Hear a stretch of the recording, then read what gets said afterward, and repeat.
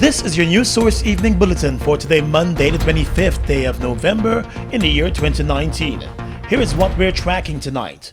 Women rights activist and commissioner of the Women and Gender Equality Commission, Nicole Cole, is calling for a national strategic action plan to eliminate gender-based violence in Guyana. In an interview today with News Source, Ms. Cole said that the plan should focus on priority areas such as prevention, protection, intervention, legal procedures, and protocols for data collection. She was speaking against the backdrop of Guyana observing International Day for the Elimination of Violence Against Women today. The outspoken activist also thinks that Guyana's plan should take into account the socio-cultural background, specific needs of the victims and survivors and witnesses of violence. We have to have a national plan to reduce it. So a national reduction plan. We cannot only treat this phenomenon as a curative. Medicine is also preventative. So if we take the public health approach, we will look to prevent as well as to cure. Ms. Cole also said the National Strategic Action Plan would also represent the most comprehensive approach to addressing the scourge that continues to plague Guyana if implemented soon. Cole, who also sits as a commissioner on the Rights of the Child Commission, told News Source that the body firmly believes that corporal punishment, which is meted out to children, is a prerequisite for violence against women. So the issue of violence, it's a huge one. Rape and sexual violence is even bigger. So we are dealing with many facets of the problem. Culture, law enforcement, flippant attitude, and then access to justice itself is not that forthcoming as how we think or how it ought to have been. One of the most pervasive forms of gender-based violence is violence against women and girls. It takes the form of psychological, physical, economic, and sexual abuse. And these include trafficking in persons, forced prostitution, sexual exploitation, rape, and sexual harassment. A recent survey focusing on Guyanese women, their health and life experiences, found that 1 in every 2 women in Guyana has or will experience intimate partner violence in their lifetime. According to that survey, more than half of all women experience at least one form of violence in their lifetime, and more than 1 in 10 have experienced physical and/or sexual violence from a male partner in the past 12 months. More news coming up in just a moment. It's bigger, it's better, it's back! It's GTT's plus size Christmas promotion! Connect with your friends and loved ones with GTT services to benefit from our biggest ever Christmas bundle of specials and be one of our plus size winners. Visit our website or call 227-9444 for more information today. Big bundles for you. Big bundles for you. Top up a grand, we make a winner out of you. We got a game show for you. Game show for you. We are legions of men standing strong, but never too proud to stoop and help someone. We must send a clear signal to all. Do right. Walk in upright ways, knowing that's what being a man is all about. And ever aware that things will only get worse when good men do nothing. Stand strong. Be the one to live right. Enter the GBTI Quick Cash Christmas Promotion and make it a Christmas to remember. You get up to $500,000 easy for anything you want this Christmas. Plus, enter for a chance to win fabulous items for your home. 1 complete 7-foot granite top base kitchen cabinet, 1 sectional suite, 1 5-piece dinette set, and complimentary baskets of goodies. Apply at your nearest branch or online at www.gbtibank.com. GBTI, we see Christmas through your eyes. Fuel it up and drive, Super 95. Tune up. Fuel it up and drive, Super 95. Tune up. Protect your fuel system, boy. High mileage and performance, boy. Guyana's Super 95 gasoline gives you more reasons to drive and is available at 56 service stations nationwide. For affordable price, high performance, and high mileage, choose Guyana's Super 95 gasoline. Fuel it up and drive. Welcome back. More than 1 year after the deadly piracy attack on Guyanese nationals off the coast of Suriname, which left 12 Guyanese fishermen dead, 9 persons have been convicted of the crime, while 3 were acquitted. Of the 9 men found guilty in Suriname, 7 were each slapped with a 35-year jail sentence. Those sentenced to 35 years in jail were Krish Parasham, Rameshwar Rupnarayan, Mandre Kishore, David Williams, Ramdeer Persad, Ray Torres, and Ganesh Bihari.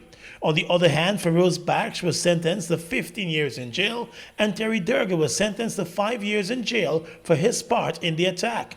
The Times of Suriname reported today that the men were all indicted on 2 separate offenses. They were each sentenced to 25 years in jail on one charge and 10 years on the other. Sureshruddin, Prem Nath, and Dude Nath were acquitted due to a lack of evidence. Since the attack, 2 other men have been taken before the courts in Guyana. Nakul Manomar, called Fire, the alleged mastermind of the attack, and his co-accused Premchand Persad, also known as Sinbad. The case against them is ongoing. The 2 are accused of the murder of Tilak Nath Mohammed, called Kaiman. A commission of inquiry into the piracy attack was set up by President David Granger and conducted by Dr. Rishi Thakur. On the police blotter, an off-duty policeman became the country's latest road accident victim early this morning as he rode his motorcycle along Brick Dam. Dead is Carl Roach, who was 25 years old. According to reports, the accident occurred around 12:30 this morning in the vicinity of Brick Dam and Chambers Place.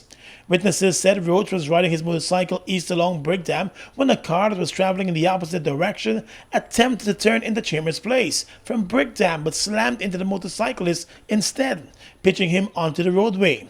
The young man sustained a number of injuries to his head and body and appeared to have died on the spot. The accident is on the probe this evening. And yesterday morning, a 31-year-old man who worked at Republic Bank died when he crashed into a bridge along the railway embankment road at Felicity on the east coast of Demerara. The body of David Headley was pulled from his mangled motorcar early on Sunday morning in an unconscious state. He was pronounced dead at the city hospital. According to a police statement, Headley sustained several injuries about his body and was the only person in the car at the time of the crash. Investigators said Headley, who lived in South Ruimveldt, was driving west along the southern carriageway of the road when the car slammed into the bridge rail. The investigators suspect that he was speeding. The crash occurred around 5 o'clock yesterday morning, and it is also suspected that he might have fallen asleep at the wheel. Still on the police blotter, a construction worker from the Sophia area and his wife have been arrested after a search of their home by the police unearthed an AK-47 rifle and a pistol, 65 live rounds of ammunition, and a large quantity of local and foreign currency, as well as more than 70 pounds of marijuana. The bust was made as the police carried out a special operation in the area. The operation at the home started just after 10 o'clock last evening and never ended until close to 6 o'clock this morning. A police statement said the operation in North Sophia was led by a police superintendent and it was very successful. Investigators are looking for a 3rd suspect. In the courts right now, 20-year-old Darrell Headley of Tuckville was refused bail today and remanded to jail after he was charged for stealing his neighbor's motorcycle and being in possession of an illegal gun and ammunition. The young man denied the allegations as he made his first court appearance. According to the prosecution, on the 21st of November at Aubrey Barker Road, he was nabbed with a .32 pistol and matching rounds in his possession, while not being the holder of a firearm license. The weapon was reportedly found in the man's crotch. However, he told the court that the weapon was found in an area close to where he was standing, but not in his possession.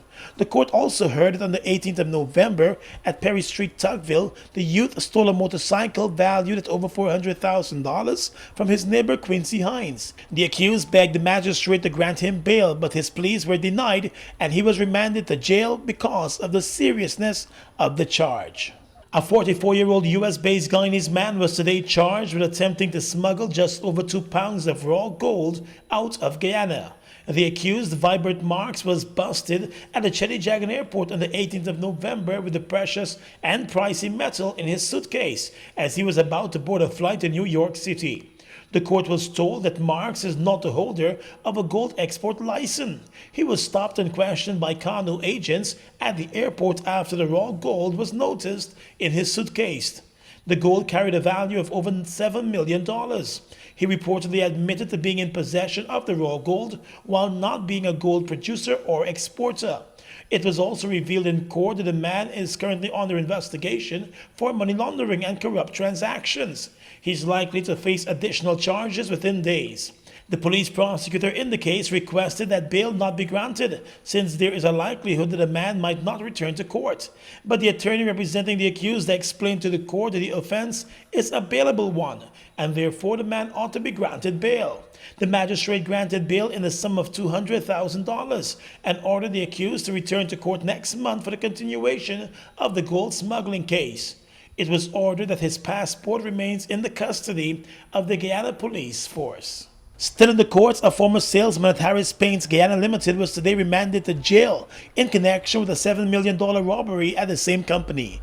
The accused, 22-year-old Tarquin Atkins of B Fields of Fire, appeared in the courtroom of Magistrate Shirtle Isaacs Marcus, and he denied the allegation made against him.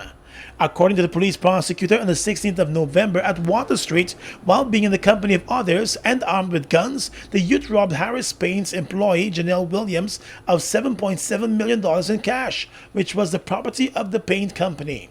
According to the prosecutor, just after the store opened for business, the accused and some other armed men barged in and demanded the money from a safe. The employees were held at gunpoint as the gunmen raided that safe and made good their escape. Atkin was identified as one of the gunmen and was arrested and charged. He will remain in custody until his next court appearance in December. Samuel Suknandan is up next with Across the Region.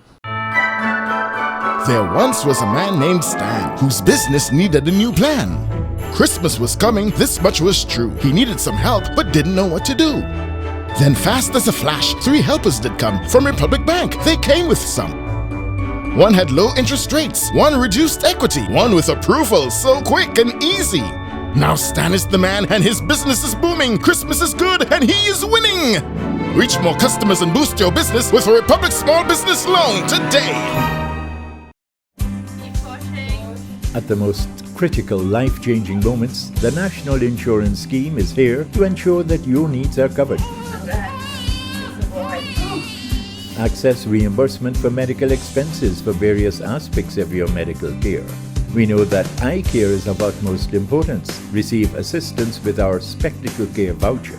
Visiting the dentist? Dental care is also covered under our sickness benefit services. Offset the funeral expenses of a loved one with costs covered by our funeral benefits. National Insurance Scheme.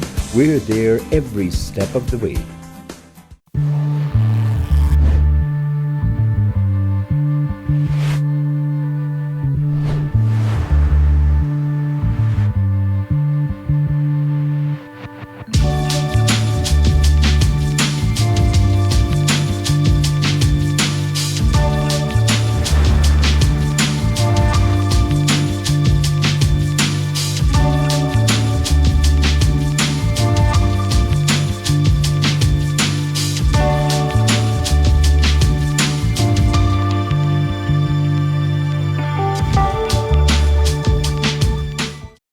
They've made a positive impact on the heavy-duty transportation industry in Guyana since they've arrived.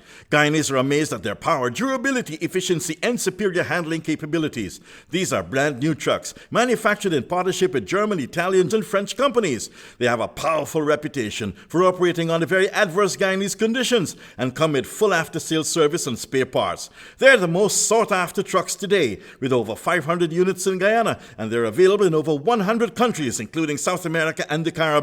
Be smart. Buy brand new ST Howo trucks today. Call 608-4998 and arrange for an inspection at ST Truck Guyana Incorporated, Block B, Public Road, Covenant, East Bank, Demerara.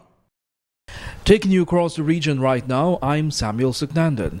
Caribbean countries are being urged to do more to deal with the issue of violence against women as the region joined the global community today in observing International Day for the Elimination of Violence Against Women.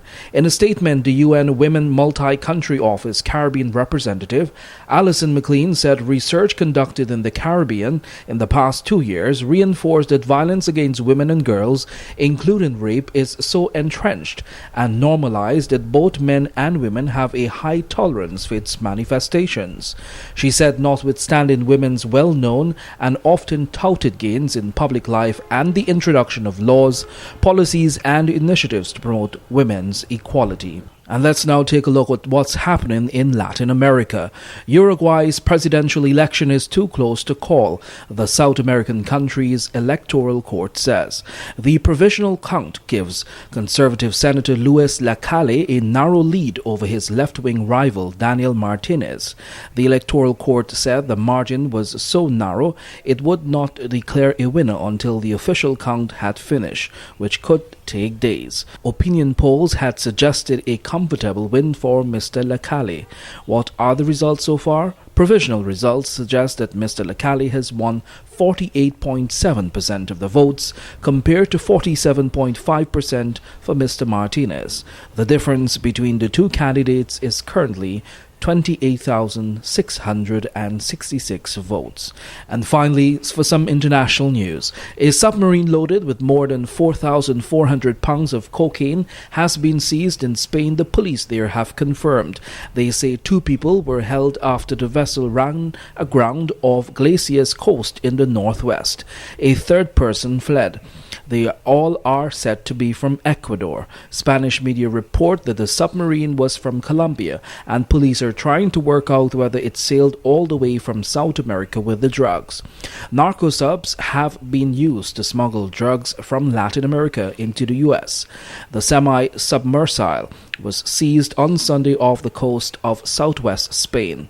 In July, dramatic footage emerged of the U.S. Coast Guard boarding a self-propelled semi-submersible suspected to be smuggling drugs in the Pacific Ocean. And that's your news source evening bulletin for tonight. Have a good night.